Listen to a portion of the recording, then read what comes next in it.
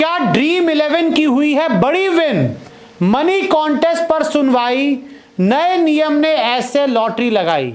आप सभी को पिछले कई महीनों से बड़ी बेसब्री से इंतजार है कि एक बार फिर आप ड्रीम 11 पर, माई 11 सर्कल पर, MPL पर या फिर जितनी भी दूसरी फैंटेसी ऐप है उस पर मनी कॉन्टेस्ट खेल पाएं।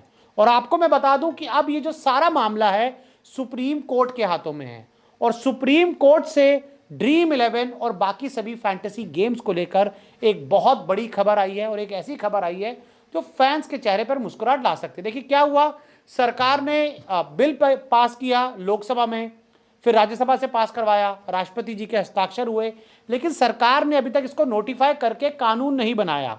और फिर कुछ अलग अलग कंपनीज थी जो फैंटेसी में काम करती हैं। जैसे अगर मैं एक कंपनी का आपको जिक्र करूं, एक कंपनी का आपको नाम बताऊं तो हेड डिजिटल वर्क्स। जी हां, हेड डिजिटल वर्क्स ने एक पेटिशन डाल रखी थी और अब इस पेटिशन पर सुप्रीम कोर्ट में, जी हां, सुप्रीम कोर्ट में सुनवाई है और यह सुनवाई होनी है थर्सडे को यानी कि वीरवार को। और वीरवार को सुप्रीम कोर्ट से इस मामले के ऊपर कोई बड़ा फैसला भी आ सकता है, क्योंकि जितनी अभी तक सुनवाई हुई उसमें सुप्रीम कोर्ट की तरफ से कोई बहुत हार्श डिसीजन किसी भी फैंटेसी ऐप को लेकर नहीं दिया गया। सुप्रीम कोर्ट की तरफ से ये थोड़ा सा एक ऐसा हिंट मिले हैं कि भाई शायद मनी कॉन्टेस्ट वापस आ जाए।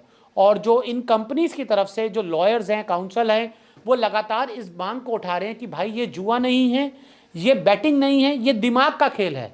जी हाँ, ये दिमाग का खेल है और इसमें बहुत से लोगों का जो लाइफ है वो डिपेंड करती है। बहुत सारे लोग इसमें जॉब करते हैं, बहुत बड़ी बड़ी कंपनीज हैं, तो अगर ये पूरी तरह से बंद हो जाती हैं तो उन सभी की जो जॉब है वो चली जाएगी। तो ऐसे में इन सब चीज़ों को ध्यान में रखते हुए और जो गेमर्स हैं, जो रेगुलर गेमर्स हैं, जो 49 रुपीज़ लगाकर इतने सारे लोग 1-1 करोड़ रुपया जीते हैं, तो भाई साहब ये कोई जुआ नहीं है ना, ये कोई जुआ नहीं है, कॉन्टेस्ट है।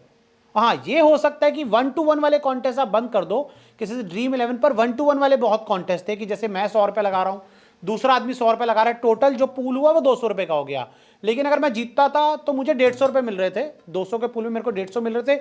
50 रुपये में से कुछ हिस्सा कंपनी को जा रहा था और बाकी हिस्सा टैक्स में कट जा रहा था। तो ऐसे में उस चीज़ को कहा गया था कि भाई ये तो डायरेक्ट आप 2 लोग मिलकर खेल रहे हो। हालांकि उस 2 लोगों में भी मैच के ऊपर पैसा नहीं लगता था कि भाई मैच में आप जीत हार पे पैसा नहीं लगता था, किसी प्लेयर पर पैसा नहीं लगता था। जैसे फॉर एग्जांपल कि सूर्य कुमार यादव 20 रन बनाएंगे या नहीं बनाएंगे, ऐसी चीज़ों पर पैसा नहीं लगता था।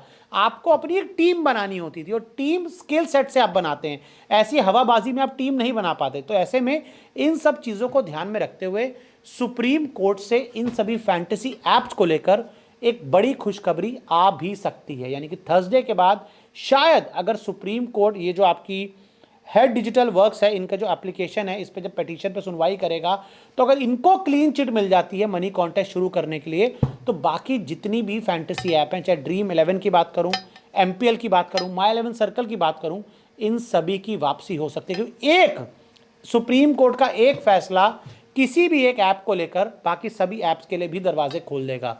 तो ऐसे में अब हमें इंतज़ार करना होगा थर्सडे का, क्योंकि थर्सडे को एक बड़ा फैसला आएगा और उस फैसले में ये क्लियर हो जाएगा कि भाई साहब क्या एक बार फिर मनी कॉन्टेस्ट वापस आ रहा है कि नहीं। देखिए अभी ड्रीम 11 या जो दूसरी ऐप्स हैं ये फ्री में कॉन्टेस्ट चला रही हैं, लेकिन फ्री में पूरे जीवन ये कॉन्टेस्ट नहीं चला सकती। अगर इनको यूज़र्स को पैसे देने हैं, विनर्स को पैसे देने हैं, तो इनके पास भी पैसा आना ज़रूरी है। तो ऐसे में इन सब चीज़ों को ध्यान में रखते हुए थर्सडे को देखते हैं कि सुप्रीम कोर्ट में क्या फैसला आता है। इस पूरे मामले पर आपका क्या मानना है, क्योंकि आप सबसे बड़े डिसीजन मेकर्स हैं, जो ऑडियंस हैं, जो फैंस हैं, वो सबसे बड़े डिसीजन मेकर हैं। तो आपका जो भी मानना है हमें कमेंट करके ज़रूर बताएं।